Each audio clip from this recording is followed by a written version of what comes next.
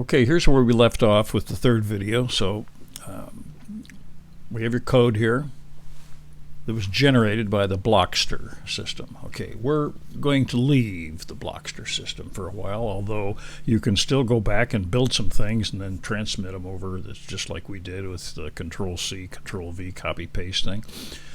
And what I'm going to do is to make some simplifications. So I want you to take this code, which we never named, by the way. It's still sitting here untitled. Oh, by the way, a real interesting thing that I kind of like here is every 30 seconds or so, there's an automatic save. So if I kill this untitled thing, you'll notice that the untitled thing is still over here.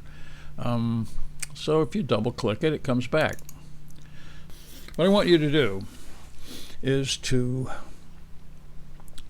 take this and now start simplifying. I want to call, I don't like typing a lot, so E will always refer to this library of EasyGoPyGo3. And we're going to not just import time as by itself, but as T. So T will always refer to time. Now, it means we got to change the code, which is a little annoying here, but let's do it. So we go back, we got G, and then we'll have E here. Now, if this editor were a little better, you could just do this in one fell swoop, but you can't. So here we go. G, time will be T. And you should be able to do this pretty quickly, at least probably as fast as I'm doing it. T and G again. And since I make a lot of mistakes, I try to test it. So let's click the little run arrow. There it goes, forward and backwards. Okay. Now let's spend a little bit of time on what's happening here. You're importing this library. And this library has lots of stuff in it, and we can examine that if we want. And there's also a time library, and these are built-ins. These are built into that little USB, that little micro SD card.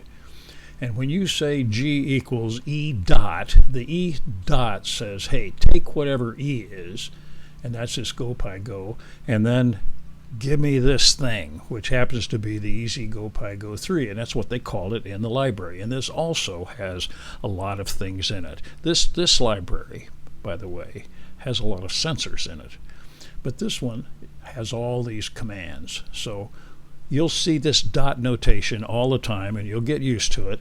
And when you do G dot set speed, that happens to be one of the functions in there, and 300 is normal.